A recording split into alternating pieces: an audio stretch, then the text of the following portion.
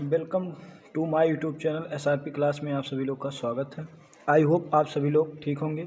जैसा कि हम लोग बीएससी नर्सिंग प्रवेश परीक्षा 2026 UP senate AIIMS Bihar BCEC exam के लिए सिलेक्शन की तैयारी का टेस्ट नंबर आज 5 है। टेस्ट नंबर 5 है। शाम 3 बजे ये टेस्ट आपको एसआरपी क्लास के यूट्यूब चैनल पे अपलोड हो जाएगा। उत्तर प्रदेश के बच्चे जल्दी इसे देखें क्योंकि इसमें यूपी सीनेट के लिए बहुत इम्पोर्टेंट क्वेश्चन लाया हूं। तो चलिए बिना देरी किए हुए पेपर को स्टार्ट करते हैं।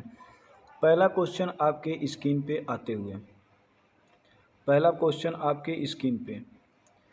क्वेश्चन कह रहा कि यदि किसी कोशिका की प्लाज्मा झिल्ली पूरी तरह से अपारगम्य हो तो क्या होगा।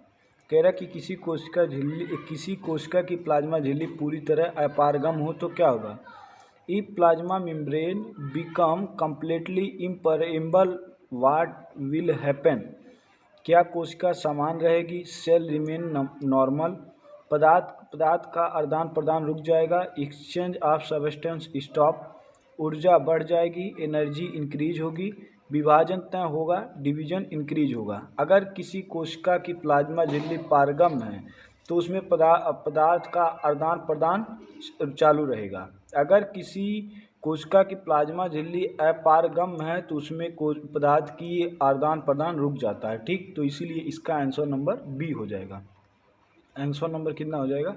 आंसर नंबर बी हो जाएगा। ठीक, 2 नंबर क्वेश्चन कह रहा है निम्न में से कौन सा ऊतक मृतिक कोशिकाओं से बना होता है और पौधों को कठोरता देता है। Which tissue is made of dead cell and provide rigidity. कह रहा निम्न में से कौन सा ऊतक है जो मृत कोशिकाओं से बना होता है और पौधों को कठोरता देता है। Parenchyma, collenchyma, sclerenchyma, xylem. तो जाइलम क्या होता है, जल का ट्रांसपोर्ट करता है। ठीक, तो जो मृत ऊतक कोशिकाओं का बना होता है और कठोर प्रदान करता है उसे हम लोग कहते हैं स्क्लेरोकाइमा। तो इसके लिए क्या हो जाएगा, इसका आंसर नंबर क्या हो जाएगा, आंसर नंबर सी हो जाएगा। ठीक, 3 नंबर क्वेश्चन कह रहा है कि वायरस को जीव और निर्जीव के बीच की कड़ी क्यों माना जाता है। जो वायरस होता है उसे सजीव और निर्जीव के बीच की कड़ी क्यों माना जाता है। Why are virus consider link between living and non living. Virus जो सजीव निर्जीव के बीच की कड़ी है उसे क्यों माना जाता है। वह हमेशा सक्रिय रहता है, ऑलवेज एक्टिव। वह केवल जीवित कोशिका में सक्रिय रहता है, एक्टिव ओनली लिविंग सेल। वह भोजन बनाते हैं, दे मेक फूड। वे केवल मृत होते, ऑलवेज डेथ। जो वायरस सजीव और निर्जीव बीच की कड़ी होती माना जाता वो इन परिस्थितियों में माना जाता कि वो जीवित कोशिकाओं में ही सक्रिय रहते हैं। तो 3 का आंसर क्या हो जाएगा, आंसर नंबर हमारा बी हो जाएगा। 3 का आंसर नंबर बी हो जाएगा। ठीक, 4 नंबर क्वेश्चन कह रहा है कि यदि किसी पौधे में जाइलम ना हो तो क्या प्रभाव पड़ेगा। If xylem is absent in plant what will happen. कह रहा कि किसी पौधे में जाइलम, प्लांट पौधे में जाइलम ना रहे तो क्या प्रभाव पड़ेगा। भोजन का परिवहन रुकेगा, फूड ट्रांसपोर्ट स्टॉप। जल परिवहन रुक जाएगा, वाटर ट्रांसपोर्ट स्टॉप हो जाएगा। वृद्धि बढ़ेगी, ग्रोथ इंक्रीज होगी। प्रकाश संश्लेषण रुक जाएगा, फोटोसिंथेसिस स्टॉप। फोटोसिंथेसिस जब रुकेगा कि जब प्लांट में पत्तियां ना हो, पत्तियां नहीं पाएंगे, लीव्स जब नहीं होंगे तो प्रकाश संश्लेषण रुक जाएगा। भोजन का परिवहन तो ये फ्लोएम के द्वारा होता है, लेकिन अगर जाइलम ना हो तो उसमें क्या होगा, जल का परिवहन रुक जाएगा। तो इसीलिए इसका आंसर नंबर क्या हो जाएगा, बी। 5 नंबर क्वेश्चन पे चलते हैं। कह रहा कि एक रोग जो पोषण की कमी और संक्रमण दोनों से प्रभावित हो सकता है वह है। कह रहा कि एक रोग है जो पोषण की कमी और संक्रमण दोनों प्रभावित होता है वह है। A disease affected by both nutrition and infection is. क्या वह स्कर्वी है, टीबी है, मलेरिया है या एनीमिया है। तो जो वह पोषण की कमी से जो रोग होगा वो हमारा पोषण की कमी और संक्रमण दोनों प्रभावित करता है तो वह हमारा टीबी रोग होता है। ये हमारा बैक्टीरिया से होता है। टीबी रोग किससे होता है? ये हमारा बैक्टीरिया से होता है। जो बैक्टीरिया पाई जाती है बैक्टीरिया का नाम होता है Mycobacterium tuberculosis. Mycobacterium tuberculosis bacteria होती है। तो 5 का आंसर नंबर क्या हो जाता है? 5 का आंसर नंबर बी हो जाता है। स्कर्वी जो होता है वो विटामिन सी की कमी से होता है। ठीक। मलेरिया एक प्रोटोजोअल डिजीज है। Protozoal disease. एनीमिया जो होता है ये ब्लड की कमी से होता है। ब्लड के कमी से होता है। ठीक।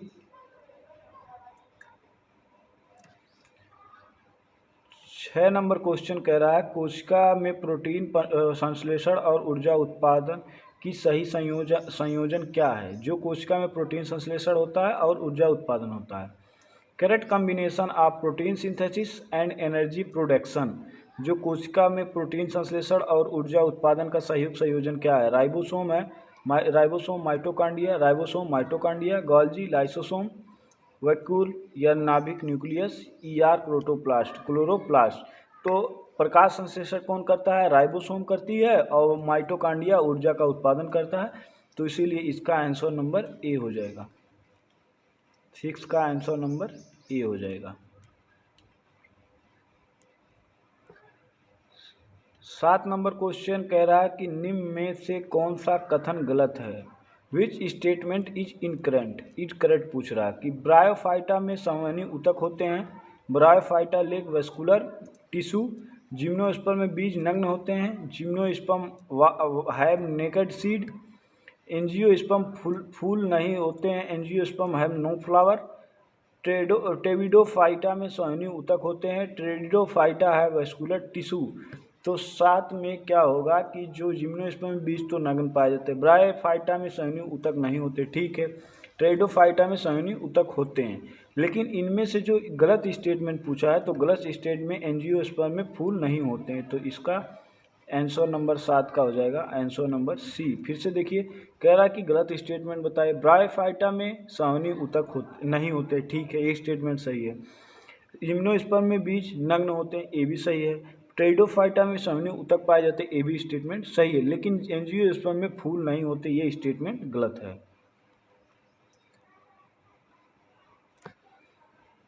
8 नंबर क्वेश्चन कह रहा है कि कोशिका का कौन सा भाग जीवन के लिए आवश्यक नहीं माना जाता? जीवन के लिए आवश्यक नहीं माना जाता है। Which part is not essential for sale survival? कह रहा है कि कोशिका का कौन सा भाग है जो जीव के लिए आवश्यक नहीं माना जाता? न्यूक्लियस, नाभिक, साइटोप्लाज्मा, प्लाज्मा झिल्ली, वैक्यूल। तो कोशिका के जीवन के लिए न्यूक्लियस तो मालूम जाएगा, साइटोप्लाज्मा पाया जाएगा, प्लाज्मा झिल्ली उस कोशिका की बाहरी लेयर होती है। लेकिन जो कोशिका का प्लांट ये वैक्यूल जो होता है ये प्लांट कोशिका का सबसे लार्ज पार्ट पाया जाता है। प्लांट कोशिका में प्लांट सेल में सबसे लार्ज होता है। प्लांट सेल में ये सबसे क्या होता है? लार्ज होता है। ठीक, सबसे बड़ा पाया जाता है। ठीक। लेकिन ये कह रहा है कोशिका के जीवन के लिए आवश्यक नहीं माना जाता है, तो वैक्यूल नहीं माना जाता है। तो 8 का आंसर नंबर क्या हो जाता है? डी हो जाता है।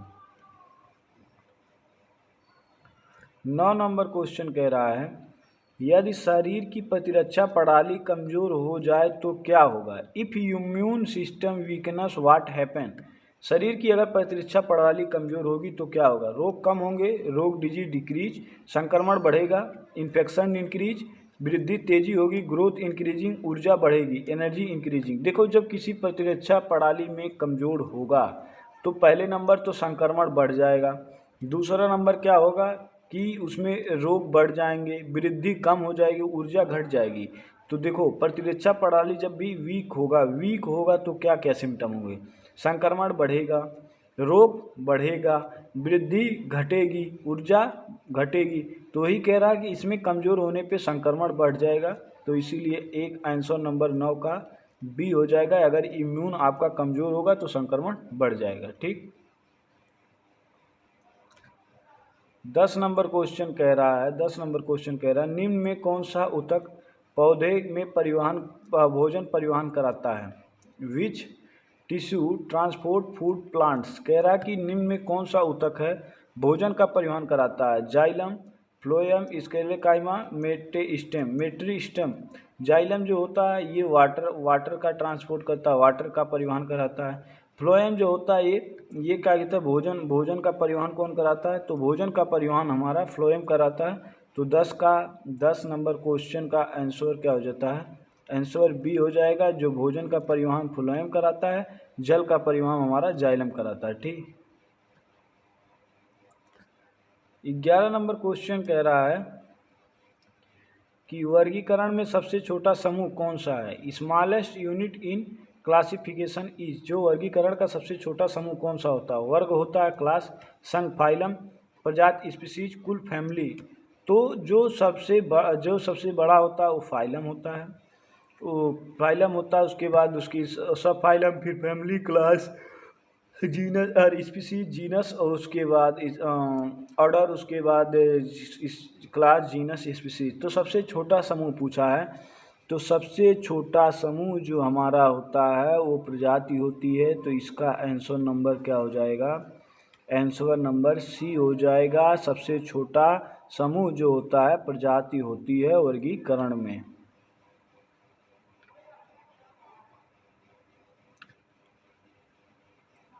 12 नंबर क्वेश्चन कह रहा है लाइसोसोम फट जाए तो क्या होगा।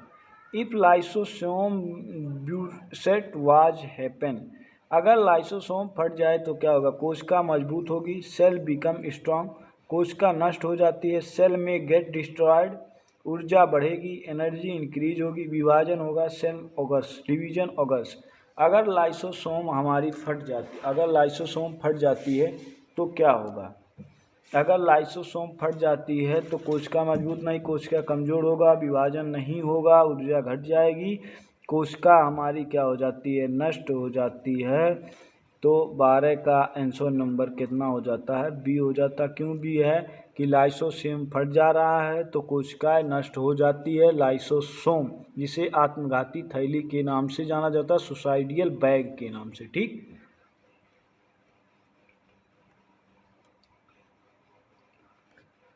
13 नंबर क्वेश्चन कह रहा है निम्न में से कौन सा रोग वायरस से होता है। Which disease is not caged by virus, virus से कौन सा रोग होता है, खसरा, मिलाइसिस, पोलियो, टीबी, एड्स। एड्स जो टीबी जो होता है ये बैक्टीरिया से होता है। ठीक, बैक्टीरिया से होता है। टीबी जो होता है माइकोबैक्टीरियम ट्यूबरक्लोसिस से होता है। खसरा, पोलियो। लेकिन जो कौन सा रोग है जो वायरस से नहीं होता है, तो वायरस से जो नहीं होने वाला रोग, देखो एड्स जो होता है ये वायरस से होता है, HIV वायरस से। पोलियो जो होता है वायरस से ही होता है, मेलाइसिस भी वायरस से होता है।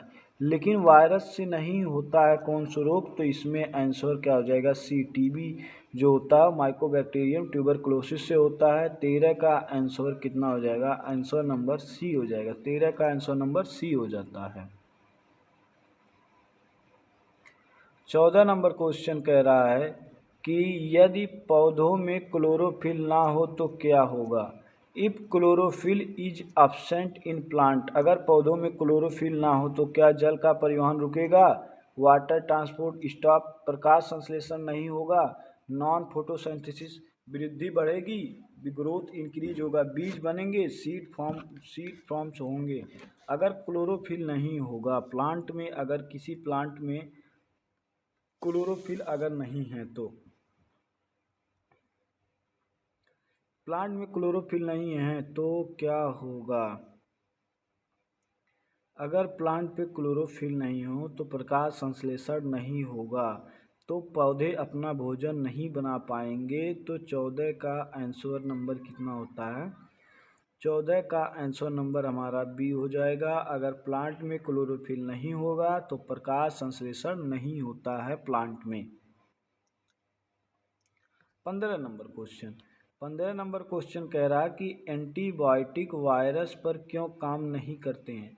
जो एंटीबायोटिक होता है, why antibiotic do not work on virus, जो एंटीबायोटिक होता है वह वायरस पे क्यों काम नहीं करते हैं। वायरस बड़े होते हैं, वायरस आर लार्ज, वायरस में कोशिका संरचना नहीं होती है, वायरस में कोशिका संरचना नहीं होती है, नॉन सेलुलर स्ट्रक्चर, वायरस पानी में रहते हैं, लिव इन वाटर, वायरस मर जाते हैं, ऑलरेडी डेड होता है। तो एंटीबायोटिक जो वायरस पे काम नहीं करता है, वायरस पानी में भी रहते हैं, वायरस ही सजीव निर्जीव बीज की कड़ी है, तो इसीलिए वायरस में कोशिकीय संरचना नहीं पाई जाती। जो वायरस होता है उसमें कोशिकीय संरचना नहीं पाई जाती, तो इसका आंसर नंबर हमारा बी हो जाता है। 15 का आंसर नंबर बी हो जाएगा। वायरस में कोशिकीय संरचना नहीं होती है। आइए अब हम लोग अगले क्वेश्चन पे चलते हैं, केमिस्ट्री का अब हम लोग 15 क्वेश्चन देखते हैं। बायोलॉजी का हम लोग 15 क्वेश्चन देख लिए। अब हम लोग केमिस्ट्री का 15 क्वेश्चन देखते हैं। पहला क्वेश्चन कह रहा है कि which of the following show Tyndall effect, जो निम्न में से कौन सा टिंडल प्रभाव दिखाता है? ट्रू सॉल्यूशन, वास्तविक विलयन, कोलाइड सस्पेंशन, क्लियर स्वच्छ निलंबन, प्योर वाटर शुद्ध जल। अगर आपको वीडियो अच्छी लग रही हो तो एसआरपी क्लास को सब्सक्राइब करें, लाइक करें और कमेंट में बताएं किसका कितना आंसर सही जा रहा है। तो जो निम्न में से टिंडल का प्रभाव दिखाता है, तो टिंडल का प्रभाव हमारा कौन दिखाता है? कोलाइड सॉल्यूशन दिखाता है। तो इसका आंसर नंबर क्या हो जाएगा? इसका आंसर नंबर हमारा बी हो जाएगा। अगले क्वेश्चन पे हम लोग चलते। अगला क्वेश्चन कह रहा है कि the number of atom in 1 mole oxygen molecule O2 is, कह रहा है 1 मोल O2 में परमाणु की संख्या कितनी होगी? ये न्यूमेरिकल है, सॉल्व करते हैं। 6.022 10 की पावर 23, 6.01 इंटू 10 की पावर 23, 12 इंटू 044 10 इंटू 23, 1 इंटू 10 की पावर 23। तो देखते हैं कि पहले देखते हैं कि एक मोल O2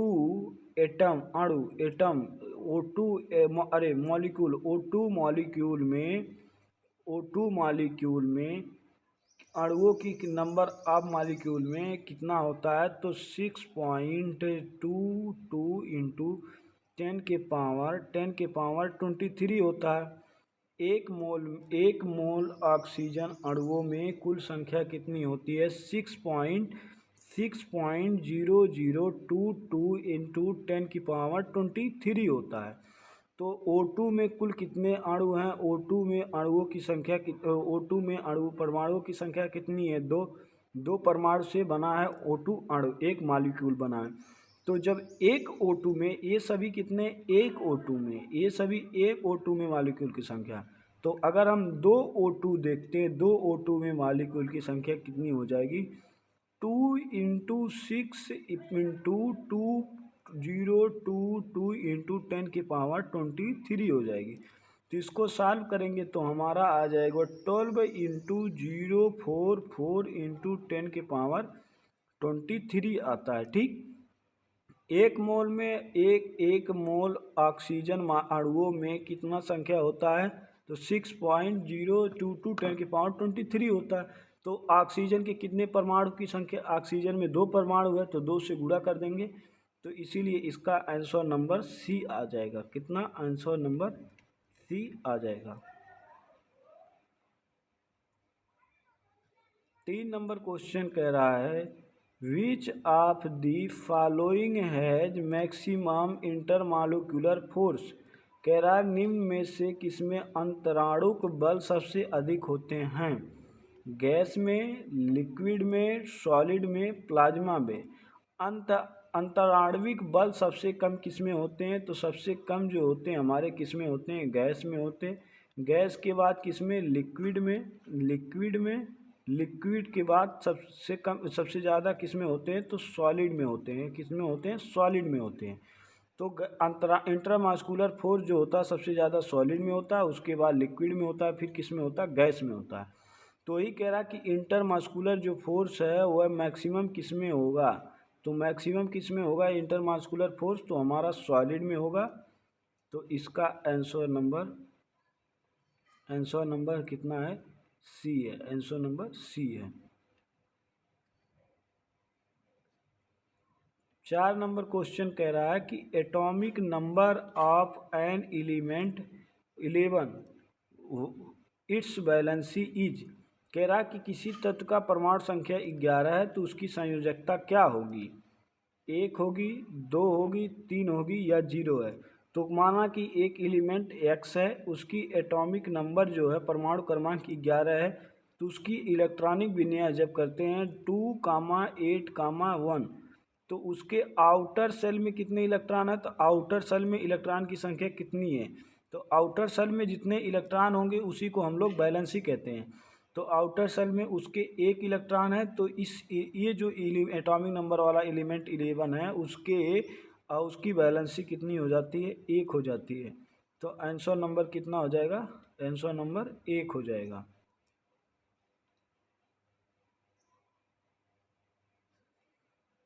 5 नंबर क्वेश्चन कह रहा है कि which method is best to separate a mixture of iodine and salt. कह रहा कि आयोडीन और नमक के मिश्रण को अलग करने की सबसे अच्छी विधि क्या है? जो आयोडीन और नमक के मिश्रण को अलग करने की सबसे अच्छी विधि क्या है?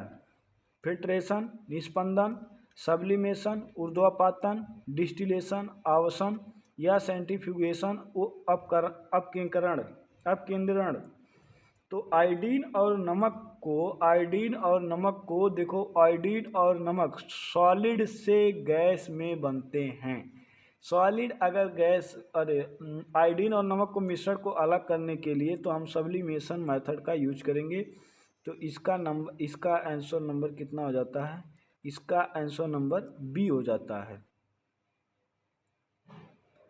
6 नंबर क्वेश्चन कह रहा है कि the formula of ammonium oxide, ammonia oxide की सूत्र क्या होगा? अमोनिया ऑक्साइड की सूत्र, अमोनियम ऑक्साइड सूत्र क्या होगा? AlO Al2O3 AlO2 Al3O2। Ammonia oxide का सूत्र क्या होगा? तो अमोनिया ऑक्साइड का जो हमारा सूत्र होगा Al2O3 होता है। तो इसका आंसर नंबर कितना हो जाए? इसका आंसर नंबर हमारा बी हो जाएगा। 7 नंबर क्वेश्चन कह रहा है which law is verified by reaction. कह रहा कि कौन सा नियम सिद्ध करती है इस रिएक्शन को? 2H2 + O2 = 2H2O। Law of conservation, द्रव्यमान संरक्षण का नियम, Boyle law, Charles law, Ohm's law. Ohm's law B = IR, B = IR, Ohm's law. Charles law वो जो होता है कि P1 P2 अपन B1 B2, इसमें T कांस्टेंट, ए वाला formula Charles law Boyle law में आता है। लेकिन कह रहा है कि अपक्रिया में नियम को सिद्ध करता है कौन सा? इस जो अपक्रिया जो अपक्रिया दी है, इस अपक्रिया में कौन सा नियम सिद्ध करता है? तो इस अपक्रिया में जो इसमें क्या हो रहा है, एक कॉम्बिनेशन रिएक्शन है। ठीक, एक कॉम्बिनेशन रिएक्शन। तो ये लॉ ऑफ कंजर्वेशन मास है, law of conservation of mass है। तो इसका आंसर नंबर कितना होता है? आंसर नंबर 7 हो जाएगा।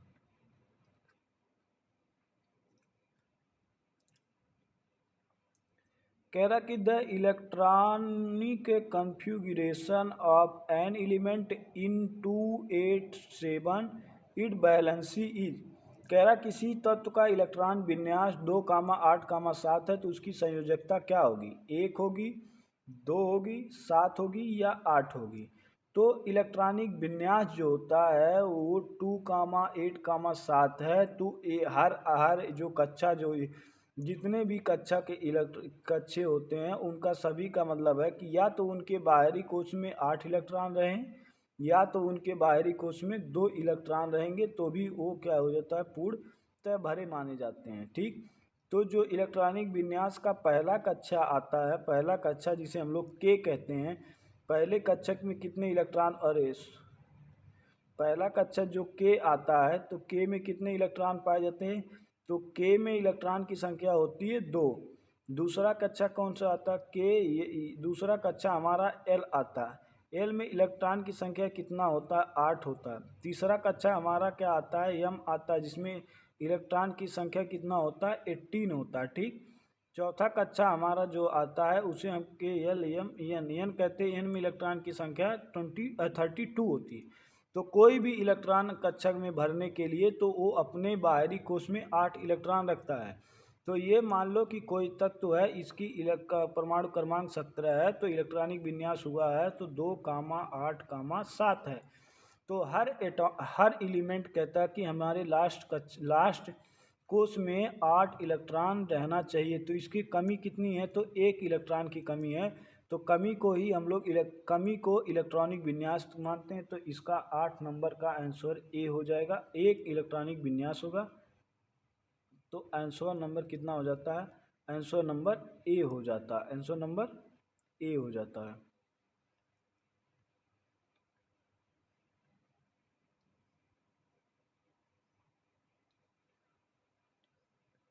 9 नंबर क्वेश्चन कह रहा है which of following is a heterogeneous mixture.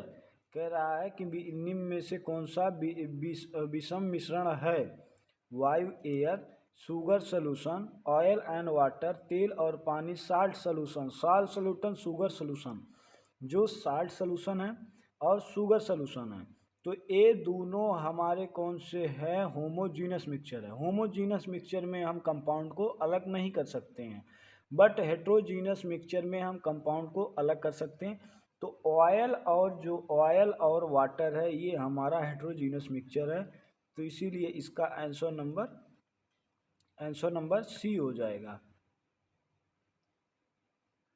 10 number question कह रहा है कि the mass number of an atom is 23 and atomic number is 11।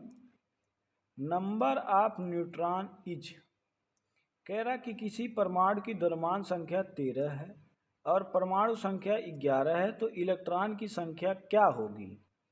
11 होगी, 12 होगी, 23 होगी या 10 होगी।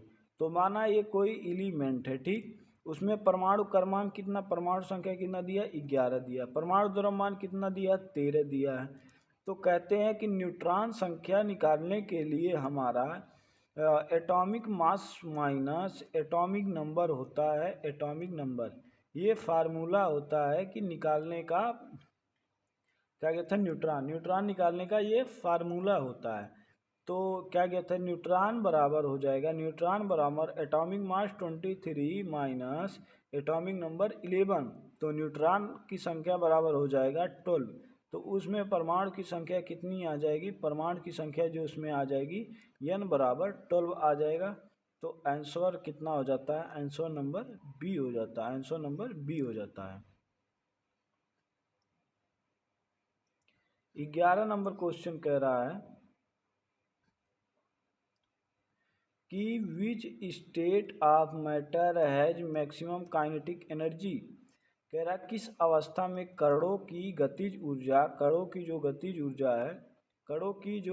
ऊर्जा है सबसे अधिक होती है। कणों की गतिज ऊर्जा किस अवस्था में सबसे अधिक होती है?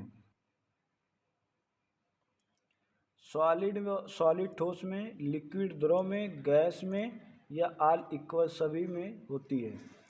तो जो क्या कहते हैं काइनेटिक एनर्जी जो होती है, एनर्जी सबसे कम अगर देखा जाए तो सबसे कम हमारी किस में होती है? सबसे कम सॉलिड में होती है। उसके बाद किस में होती है? उसके बाद हमारी लिक्विड में होती है। उसके बाद किस में होती है सबसे ज़्यादा? तो सबसे ज़्यादा जो होती है गैस में होती है। काइनेटिक एनर्जी जो होता है वो सबसे ज़्यादा किस में होता है? तो काइनेटिक एनर्जी सबसे ज़्यादा हमारा गैस में होता है। तो इसका आंसर नंबर कितना होता है? आंसर नंबर इसका हो जाएगा सी। काइनेटिक एनर्जी सबसे ज़्यादा गैस में, सबसे कम ठोस में। 12 नंबर क्वेश्चन कह रहा है कि which of the following is a compound. निम्न में से कौन सा यौगिक है? Oxygen, nitrogen, water, hydrogen. यौगिक कंपाउंड में जब दो दो एलिमेंट्स बनते हैं तो वो कंपाउंड का निर्माण करते हैं। दो एलिमेंट बन के कंपाउंड का निर्माण करते हैं। ऑक्सीजन क्या है? एक ऑक्सीजन। नाइट्रोजन एक है। पानी क्या है? H2O है। हाइड्रोजन क्या है? H2 है। नाइट्रोजन N2 है। ऑक्सीजन N2 है। ठीक।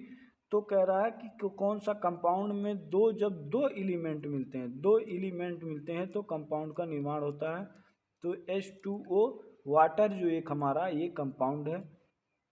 तो आंसर क्या हो जाता है? आंसर नंबर हमारा सी हो जाता है।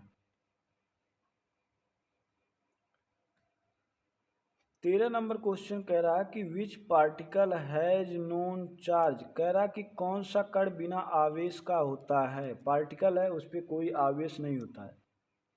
इलेक्ट्रॉन पे, प्रोटॉन पे, न्यूट्रॉन पे या आयन पे।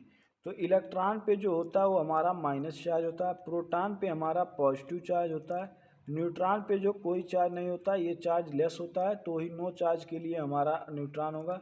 इसके लिए इसका आंसर नंबर सी हो जाएगा, आंसर नंबर सी हो जाएगा। 14 नंबर क्वेश्चन कह रहा है कि brownie motion is related to. Brownie गति किससे संबंधित है? जो ब्राउनी मोशन होता है इज रिलेटेड टू किसका? मूवमेंट ऑफ पार्टिकल, कणों की गति से, लाइट प्रकाश से, हीट ओनली केवल उष्मा से, प्रेशर दाब से। तो जो ब्राउनी गत होता है, ब्राउनी गत हमारा किससे हीट प्रकाश, हीट ओनली, प्रेशर, ब्राउनी गत जो मूवमेंट ऑफ पार्टिकल कणों की गति से। तो इसका आंसर नंबर क्या हो जाएगा? आंसर नंबर हमारा ए हो जाएगा। ब्राउनी गत के लिए आंसर नंबर ए हो जाएगा।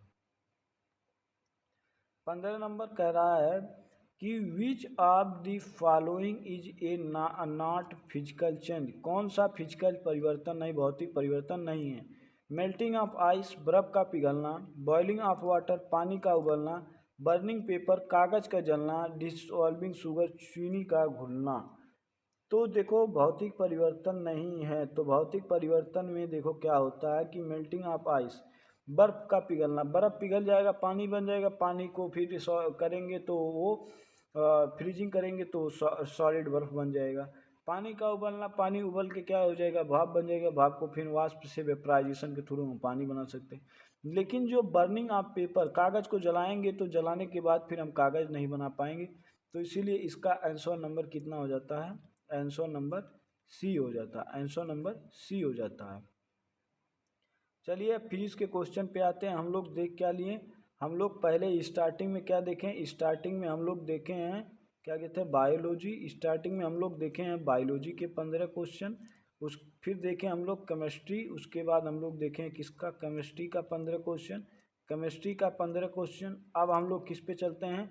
अब हम लोग चलते हैं फिजिक्स पे। अब हम लोग चलते हैं फिजिक्स के 15 क्वेश्चन पे, फिजिक्स के 15 क्वेश्चन पे। ठीक, तो चलिए आइए फिजिक्स का पहला क्वेश्चन आपके स्क्रीन पे आते हुए।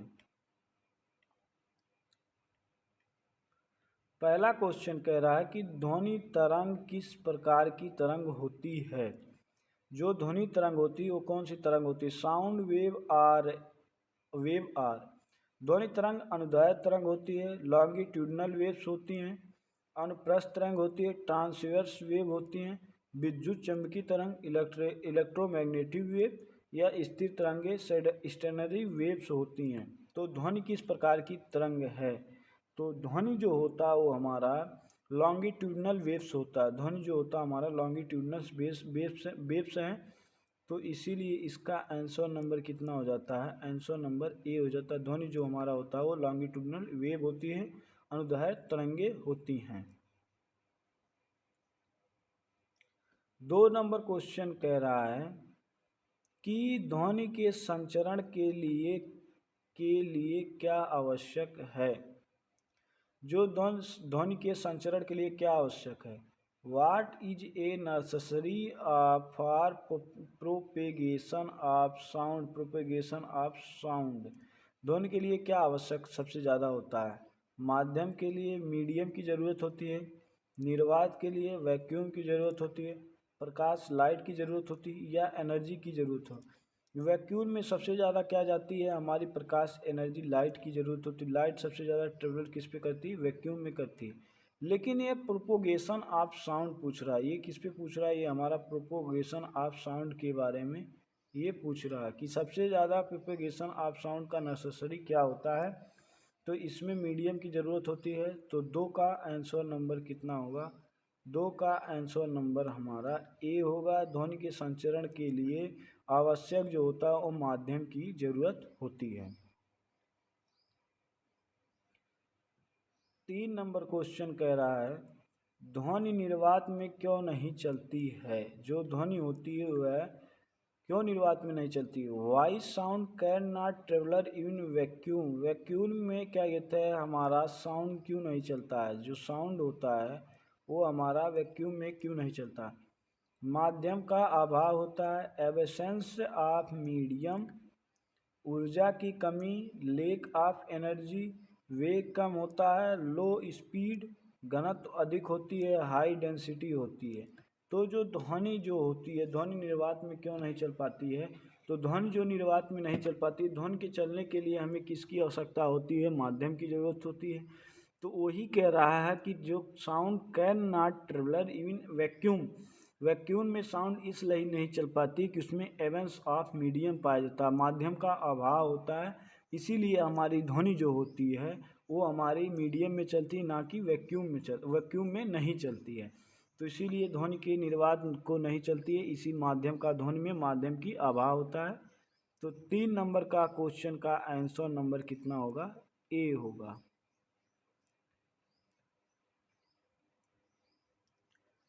4 नंबर क्वेश्चन कह रहा है 4 नंबर क्वेश्चन कह रहा है कि आवृत्ति जो फ्रीक्वेंसी की एसआई इकाई क्या है। What is the SI unit of frequency. Frequency की एसआई यूनिट क्या है, हर्ट्ज है, डेसिबल है, मीटर है, सेकंड है। मीटर लेंथ का होता है, डेसिबल का ध्वनि की मात्रा होती है, सेकंड टाइम का होता है। डेसिबल किसकी यूनिट है, ये हमारा साउंड का यूनिट है। डेसिबल किसका है, साउंड का है। मीटर किसका होता है, लेंथ का होता है, लेंथ का मीटर होता है, ठीक। टाइम का सेकंड होता है, टाइम का हमारा सेकंड होता है, ठीक। लेकिन जो फ्रीक्वेंसी की एसआई यूनिट होती है, फ्रीक्वेंसी की एसआई यूनिट हमारी हर्ट्ज होती है। तो 4 का आंसर नंबर कितना आता है, 4 का आंसर नंबर हमारा ए आता है। 4 का आंसर नंबर ए आता है, क्यों, क्योंकि फ्रीक्वेंसी की एसआई यूनिट हमारी हर्ट्ज होती है, ठीक।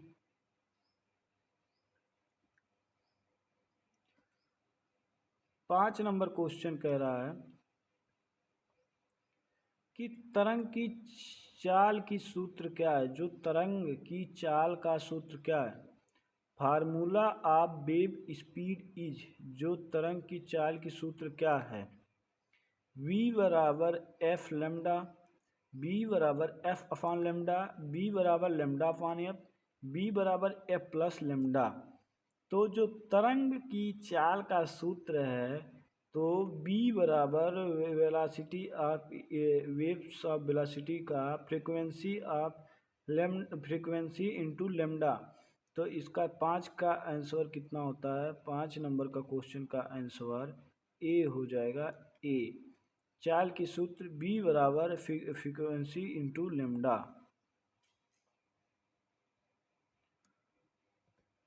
6 नंबर क्वेश्चन कह रहा है कि मानव द्वारा सुनी जाने वाली आवृत्ति सीमा क्या है। जो मानव द्वारा कान से Audible range of human ear, जो कान के द्वारा सुनी जाने वाली कितनी ऑडिबल रेंज होना चाहिए।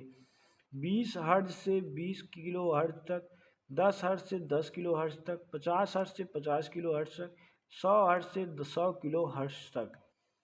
तो जो मनुष्य द्वारा सुनी जाने वाली जो आवृत्ति सीमा होती है वह हमारा होता है 20 हर्ट्ज से 20 किलो हर्ट्ज तक। उसके बाद हम अपने कान से नहीं सुन सकते।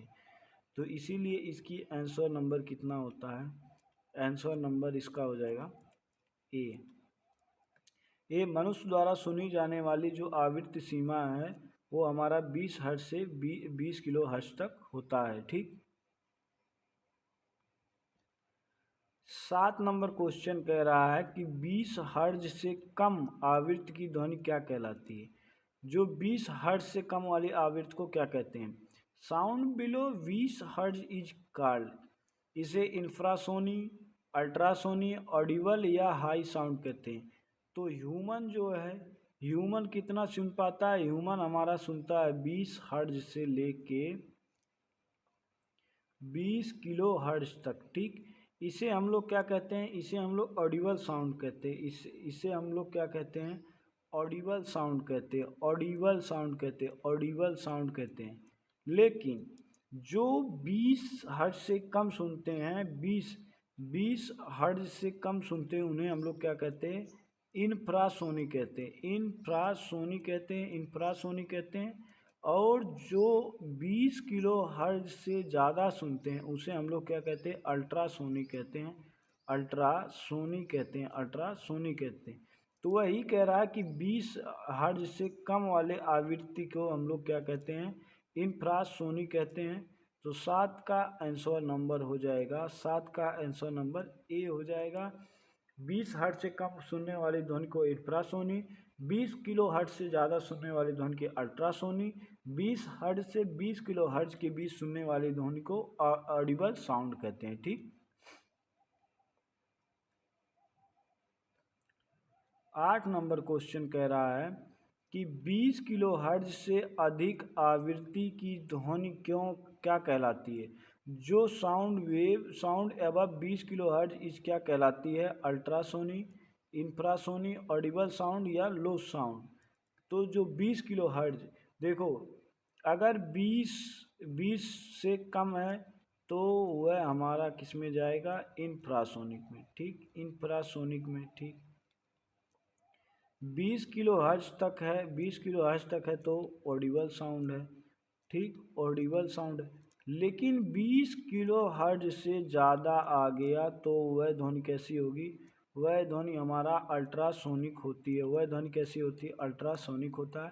तो इसीलिए 8 का क्वेश्चन नंबर आंसर नंबर हो जाएगा ए, आंसर नंबर ए हो जाएगा।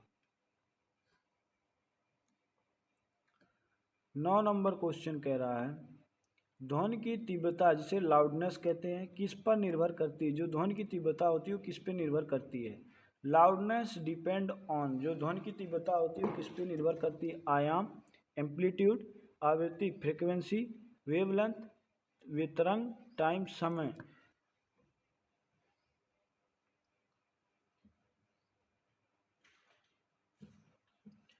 तो जो लाउडनेस किस पे निर्भर करती है, तो लाउडनेस जो हमारा होता है वह एम्पलीट्यूड पे निर्भर करती है, आयाम पे।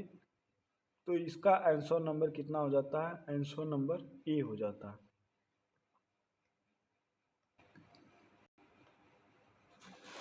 10 नंबर क्वेश्चन कह रहा है कि ध्वनि की तीव्रता की इकाई क्या है। जो ध्वनि की तीव्रता की इकाई क्या है, unit of loudness is. Loudness की यूनिट क्या है, डेसिबल है, हर्ट्ज है, मीटर है या जूल है। तो डेसिबल, जो decibel, hertz, frequency, metre, length, joule का work, joule, metre, length, hertz, frequency. लेकिन लाउडनेस जिसे हम लोग ध्वनि की तीव्रता को कहते हैं उसे हम लोग डेसिबल कहते हैं, डेसिबल। तो इसका आंसर कितना हो जाता है, आंसर नंबर ए हो जाता है।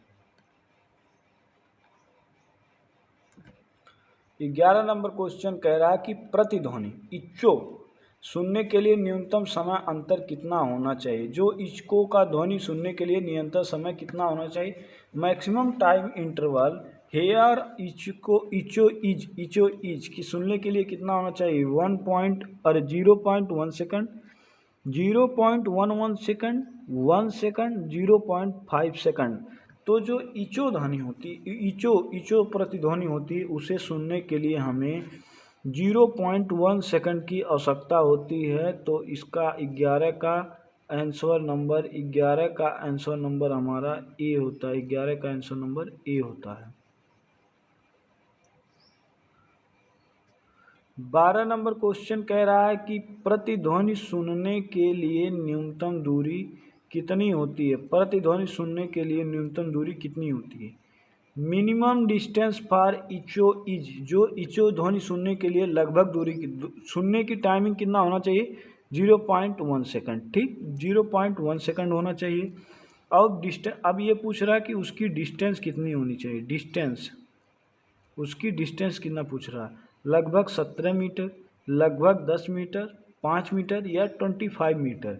तो जो इचो प्रतिध्वनि सुनने के लिए आपको लगभग 17 मीटर डिस्टेंस की ज़रूरत होती है। तो इसीलिए 12 का आंसर नंबर हमारा ए हो जाएगा। प्रतिध्वनि सुनने के लिए सेकंड कितना चाहिए, तो 0.1 सेकंड चाहिए। डिस्टेंस कितना चाहिए, डिस्टेंस लगभग 17 मीटर चाहिए, लगभग 17 मीटर चाहिए। 13 नंबर क्वेश्चन कह रहा है ध्वनि की चाल सबसे अधिक किस माध्यम में होती है। ध्वनि की चाल सबसे अधिक किस माध्यम में होती है। Speed of sound is maximum in. ध्वनि की चाल सबसे ज़्यादा किस में होती है, सॉलिड में, लिक्विड में, गैस में, निर्वात में। तो ध्वनि की सबसे कम चाल ध्वनि सबसे कम किस में चल पाता है, हमारा सबसे कम अगर देखा जाए ध्वनि किस में चलता है, तो वैक्यूम के बाद गैस में, गैस के बाद लिक्विड में, लिक्विड के बाद सॉलिड में। तो सबसे ज़्यादा अगर देखा जाए कि सबसे अधिक अगर ज़्यादा जाएगा तो सॉलिड माध्यम में ध्वनि साउंड की ट्रेवलिंग ज़्यादा होती है। साउंड जो ट्रेवलर सबसे ज़्यादा किस में करता है, सॉलिड में करता है। तो इसके लिए आंसर नंबर ए हो जाएगा। 14 नंबर क्वेश्चन कह रहा है कि जो सोनार किस सिद्धांत पर कार्य करता है। सोनार वर्क ऑन, जो सोनार होता है, सोनार विद किस सिद्धांत पे काम करता है, परावर्तन रिफ्लेक्शन ऑफ साउंड पे, अपवर्तन रिफ्रैक्शन पे, विवर्तन डिफ्रैक्शन पे, व्यक्तिकरण इंटरफेरेंस पे। तो सोनार किस सिद्धांत पे कार्य करता है, तो सोनार जो हमारा होता है वो रिफ्लेक्शन ऑफ साउंड पे काम करता है। तो इसीलिए इसका आंसर नंबर हमारा ए हो जाएगा। सोनार जो होता है वो रिफ्लेक्शन ऑफ साउंड पे काम करता है।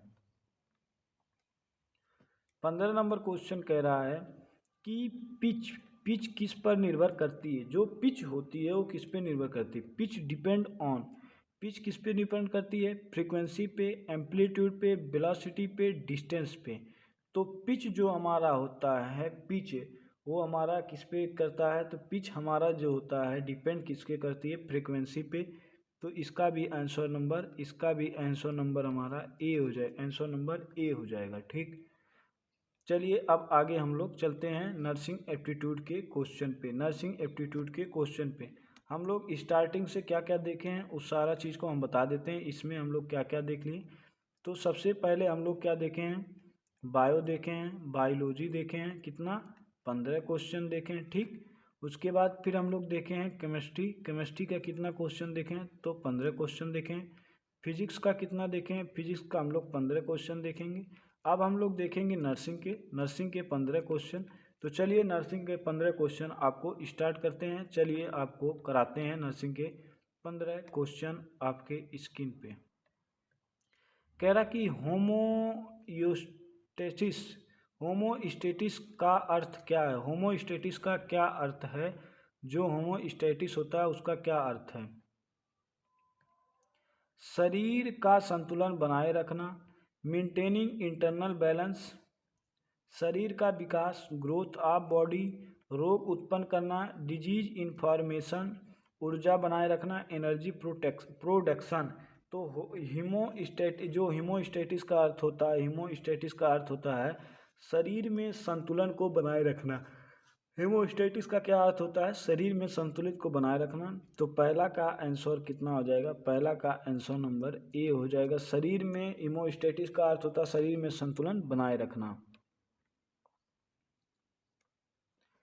2 नंबर क्वेश्चन कह रहा है कि रक्त में ऑक्सीजन का परिवहन कौन कराता है। जो रक्त में ऑक्सीजन होता है उसका परिवहन कौन कराता है। Oxygen in transport by plasma कराती है, प्लेटलेट्स कराती है, हीमोग्लोबिन कराती है, WBC कराती है। WBC white blood cell, WBC क्या होती है, वाइट होती है। कैसा होता है, वाइट ब्लड सेल होता है। वाइट ब्लड WBC कैसी होती है, वाइट ब्लड सेल होती है। WBC कैसी होती है, वाइट ब्लड सेल होती है। ये कितना होता है, 3 से 5 डेज इसका जीवन काल होता है। ठीक, एसनोफिल, बेसोफिल, इट्रोफिल, यही सब WBC के प्रकार होते हैं। ठीक, तो जो ऑक्सीजन का ट्रांसपोर्ट कराता है हमारा हीमोग्लोबिन, तो इसका आंसर नंबर क्या आ जाता है? आंसर नंबर सी हो जाता है। हीमोग्लोबिन का निर्माण कहाँ होता है? बोन मैरो में हीमोग्लोबिन का निर्माण कहाँ होता है? बोन मैरो में होता है, जिसे लाल रक्त कण कहते हैं। ठीक, 3 नंबर क्वेश्चन कह रहा है स्फेग्नोमीटर का उपयोग किस लिए होता है? जो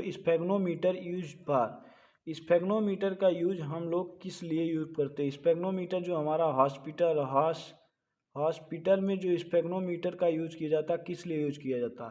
ताप मापना, मेजर टेम्परेचर, रक्त मापना, मेजर ब्लड प्रेशर, नाड़ी नापना, मेजर पल्स, श्वसन दर, मेजर रिस्पायरेशन। तो जो हमारा जो तापमान नापने के लिए हम लोग यूज करते हैं हॉस्पिटल में, थर्मामीटर का यूज करते हैं। ठीक, थर्मामीटर का यूज करते हैं। तो स्फेग्नोमीटर का यूज हम हॉस्पिटल में करते हैं किसका? रक्तचाप मापने के लिए, मेजर ब्लड प्रेशर। तो 3 का आंसर नंबर हो जाएगा, 3 का आंसर नंबर हमारा बी हो जाएगा।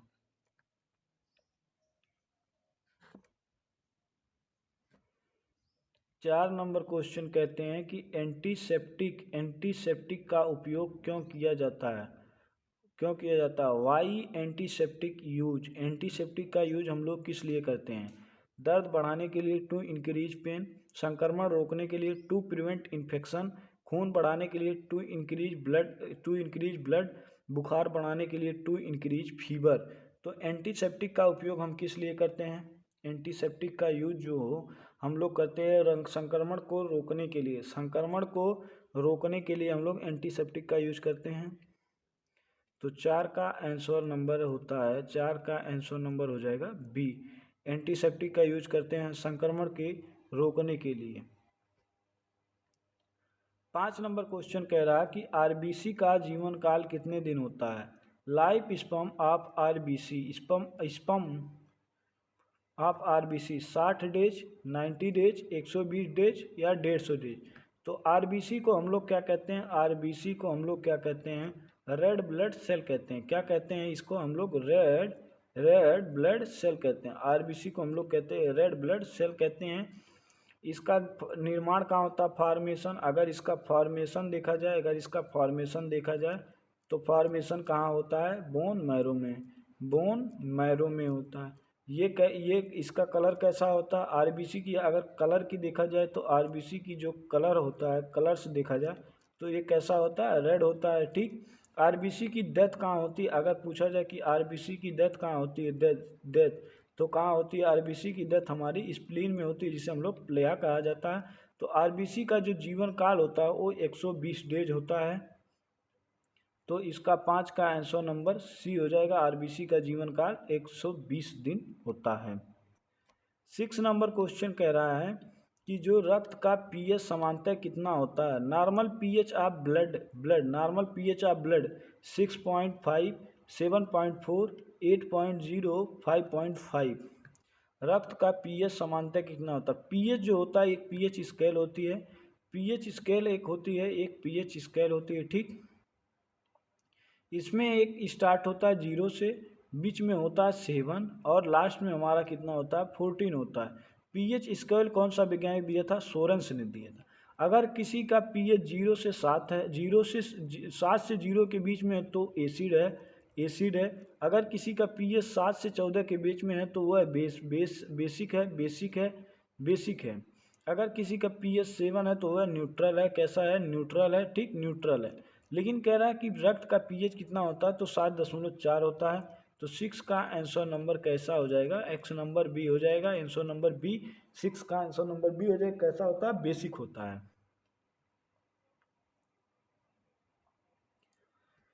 7 नंबर क्वेश्चन कह रहा है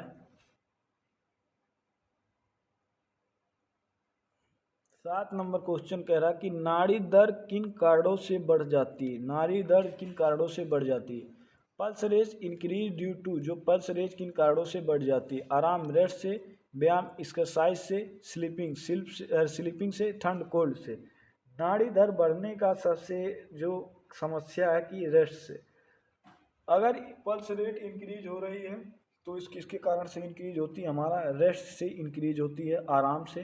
तो 7 का आंसर कितना हो जाता है, 7 का आंसर नंबर हमारा ए हो जाता है, 7 का आंसर नंबर ए हो जाता है। अगला क्वेश्चन कह रहा है कि होमोथर्मिया, होमोथर्मिया क्या है, व्हाट इज होमोथर्मिया, होमोथर्मिया में क्या होता है, अरे सॉरी सॉरी, ये कह रहा कि हाइपोथर्मिया क्या है, व्हाट इज ए हाइपोथर्मिया, शरीर का तापमान बढ़ना, हाई बॉडी टेम्परेचर, शरीर का तापमान कम होना, लो बॉडी टेम्परेचर, बीपी बढ़ना, हाई बीपी, पल्स कम होना, लो पल्स। शरीर का तापमान कम होना, तो शरीर का तापमान बढ़ जाना, तो इसे हम लोग क्या कहते हैं, हाइपरथर्मिया कहते हैं, इसे हम लोग क्या कहते हैं, हाइपरथर्मिया कहते हैं, हाइपरथर्मिया कहते हैं, हाइपरथर्मिया कहते हैं, ठीक। शरीर का जब तापमान बढ़ जाता है तो उसे हम लोग हाइपरथर्मिया कहते हैं, शरीर का टेम्परेचर घट जाता है तो उसे हम लोग हाइपोथर्मिया कहते हैं, हाइपोथर्मिया कहते हैं। तो 8 का आंसर नंबर हो जाएगा बी, क्योंकि 8 का आंसर नंबर इसलिए भी हो क्योंकि कह रहा कि हाइपोथर्मिया, हाइपोथर्मिया में क्या होता है, शरीर का टेम्परेचर कम हो जाता है।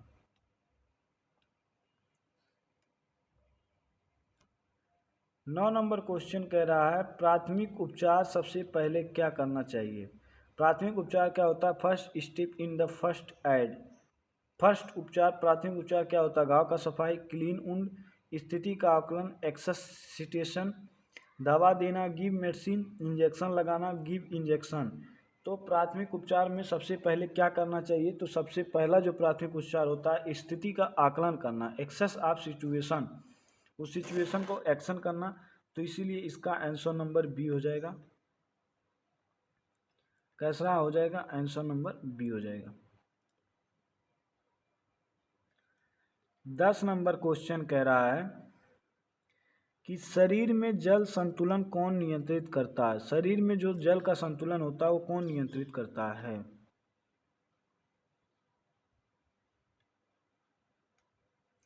वाट बैलेंस इज कंट्रोल, जो वाटर को कौन कौन शरीर में कंट्रोल करता है,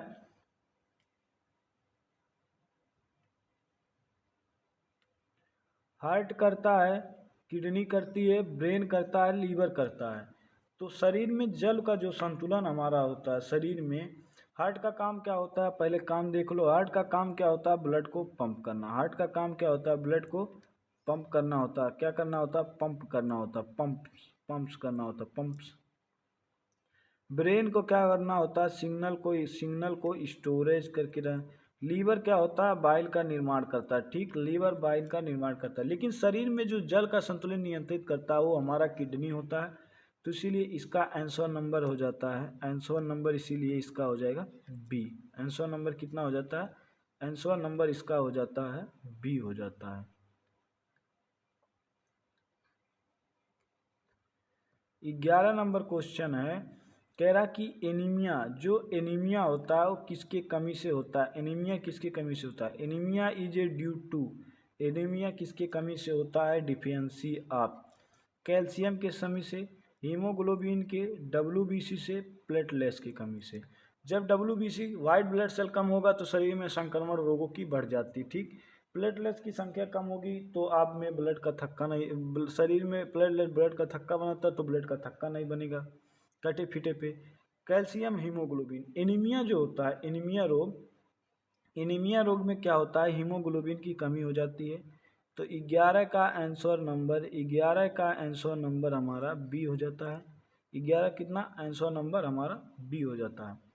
12 नंबर क्वेश्चन कह रहा है कि संक्रमण फैलने का मुख्य कारण क्या है, जो संक्रमण फैलता है, main cause of infection, speed, संक्रमण फैलने का मुख्य कारण क्या, स्वच्छता हाइजीन है, गंदी पुअर हाइजीन है, व्यायाम एक्सरसाइज है, संतुलित आहार। संतुलित आहार बैलेंस डाइट लोगे तो स्वच्छता बनी रहेगी, संक्रमण नहीं होगा, व्यायाम करोगे तो बॉडी फिट रहेगी, स्वच्छ रहोगे तो शरीर में कोई रोग नहीं होगा। लेकिन संक्रमण जो फैलने का मुख्य कारण देखा गया है तो पुअर हाइजीन देखी जाती है, गंदी साफ सफाई। तो 12 का आंसर नंबर हमारा बी हो जाएगा। 13 नंबर क्वेश्चन कह रहा कि नर्सिंग में एपिसिस का अर्थ क्या है? Meaning of apices. एपिसिस का अर्थ क्या होता है? संक्रमण रहित अवस्था, इन्फेक्शन फ्री कंडीशन, संक्रमण पड़ना, स्पीड इन्फेक्शन, दर्द कम करना, रिड्यूस पेन, दवा देना, गिव मेडिसिन। तो जो एपिसिस का अर्थ होता है नर्सिंग में, वो कहता है कि इन्फेक्शन फ्री कंडीशन, संक्रमण रहित अवस्था। संक्रमण रहित अवस्था को हम लोग क्या कहते हैं? एप्सिस कहते हैं। ये क्वेश्चन इंपॉर्टेंट लग रहा है, एप्सिस, तो इसको आप लोग देख लीजिए। आंसर नंबर 13 का ए हो जाएगा। एप्सिस कहते हैं, एप्सिस कहते हैं, एप्सिस मतलब संक्रमण रहित अवस्था, इन्फेक्शन फ्री कंडीशन को। 14 नंबर क्वेश्चन कह रहे हैं कि शरीर में कार्बन डाइऑक्साइड का निकासन कहाँ से होता है? जो CO2 होता है रिमूव थ्रू, जो CO2 होता है वो किसके थ्रू से निकलता है? किडनी के थ्रू से, लंग्स के थ्रू से, हार्ट के थ्रू से, लीवर के थ्रू से। लीवर बॉडी का लार्जेस्ट पार्ट है, बॉडी का लार्जेस्ट पार्ट है। क्या करता है? बाइल का निर्माण करता है। बाइल स्टोर कहाँ होती है? गॉल ब्लैडर में होती है। हार्ट ब्लड को पंप करता है। हार्ट क्या करता है? ब्लड को पंप करता है। हार्ट का 4 चैम्बर होता है, हार्ट में 4 चैम्बर होती है, ठीक। किडनी क्या करता है? पहले तो फिल्ट्रेशन करता है, ये तो फिल्ट्रेशन करेगा और शरीर को कंट्रोल बनाए रखता है, जल को संतुलन बनाए रखता है, ठीक। का जो कार्बन डाइऑक्साइड होती है वो निकासन हमारी लंग्स से होती है।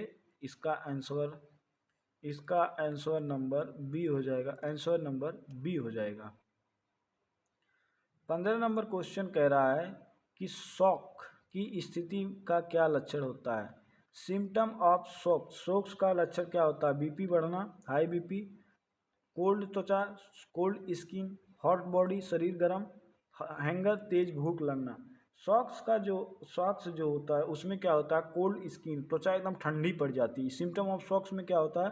त्वचा ठंडी पड़ जाती है। तो इसका आंसर नंबर बी होता है। आंसर नंबर बी होता है। चलिए आगे हम लोग इंग्लिश ग्रामर पे बढ़ते हैं। हम लोग सुबह जब ये टेस्ट नंबर 5 में क्या क्या देखें उस चीज़ को हम बार बार बता रहे हैं कि टेस्ट नंबर हमने 5 में क्या क्या देखा। 5 में हमने पहले बायो को देखा, बायो का क्वेश्चन 15 सॉल्व किया। फिर हमने केमिस्ट्री देखी 15 क्वेश्चन। फिर हमने देखा फिजिक्स के 15 क्वेश्चन देखे। और उसके बाद हमने नर्सिंग एप्टीट्यूड के भी 15 क्वेश्चन देख लिए, तो टोटल 60 क्वेश्चन हो गया। अब हम लोग इंग्लिश ग्रामर के 15 क्वेश्चन देखेंगे। इसमें 75 क्वेश्चन है। 75 क्वेश्चन आप लोग अच्छे से पेपर पे सॉल्व करिए और कमेंट में बताइए किसका कितना सही है। और जिसे PDF लेना होगा उसको हम डिस्क्रिप्शन में लिंक डाल देंगे, PDF वहाँ से मिल जाएगा। तो चलिए इंग्लिश ग्रामर का क्वेश्चन स्टार्ट करते हैं। इंग्लिश ग्रामर का पहला क्वेश्चन है कि सही सेंटेंस चुनिए, चूज द करेक्ट सेंटेंस। कह रहा कि neither the boys have done this work. कह रहा कि neither of the boys have done their worker, neither of the boys has done is worker, neither the boys have done is worker, neither the boys has done their worker. Work तो कह रहा है कि इसमें सही sentence क्या होगा? तो इसमें सही सेंटेंस है neither of the boys has done his work. तो इसका आंसर नंबर बी हो जाएगा। आंसर नंबर कितना हो जाएगा? बी हो जाएगा। 2 नंबर क्वेश्चन कह रहा है कि सही टेंस चुनिए, चूज द करेक्ट टेंस। सही टेंस चुनिए। By next year she has course. कह रहा अगले साल तक अपना कोर्स पूरा हो जाएगा। Will complete, completes, will have completes, completed. तो इसमें कह रहा कि बाई नेक्स्ट ईयर का बात कर रहा है, ठीक, अगले साल। हर हर कोर्स का तो किसमें 2 का हो जाएगा, क्या ये तो will have completed. By next year she will have completed her course. तो इसका आंसर नंबर सी हो जाता है। 3 नंबर क्वेश्चन कह रहा है, 3 नंबर क्वेश्चन कह रहा है कि एरर पहचानिए, identify error. Each of the student have a book. इसमें कौन सा एरर है? ईच है, ऑफ है, हैव है, बुक है। तो इसमें आइडेंटिटी ऑफ एरर पहचानना है। तो 3 क्वेश्चन में इसमें एरर क्या है? हमारा हैव एरर है। तो इसका आंसर नंबर सी हो जाएगा। हैव एरर है, ठीक, इस सेंटेंस में। 4 नंबर क्वेश्चन, हैव के दर पे हमारा क्या रहेगा, हैज रहेगा। देखो हैव के दर पे क्या हो जाना चाहिए, हैज होना चाहिए। ठीक यही अर्थ था इस क्वेश्चन में। कह रहा कि सही प्रिपोजिशन चुनिए, चूज द करेक्ट प्रिपोजिशन। कह रहा he is a good mathematics, वह गणित अच्छा है। क्या, इन, ऑन, एट, फॉर, वह he is a at mathematics, वह गणित अच्छा है। तो he is a good at mathematics, तो इसके लिए आंसर हो जाएगा सी। आंसर नंबर कितना हो जाएगा, आंसर नंबर हमारा सी हो जाएगा, आंसर नंबर सी हो जाएगा। 5 नंबर क्वेश्चन कह रहा है कि सही आर्टिकल चुनिए, choose the correct article. He is a MLA, and the non article. बता दें कि टेस्ट नंबर 4 की वीडियो पड़ गई है, उसको जाके देखिए। उसके पहले आप लोग को 3 दिया गया, 2 दिया गया, 1 दिया गया। आज टेस्ट नंबर 5 की वीडियो पड़ रही है।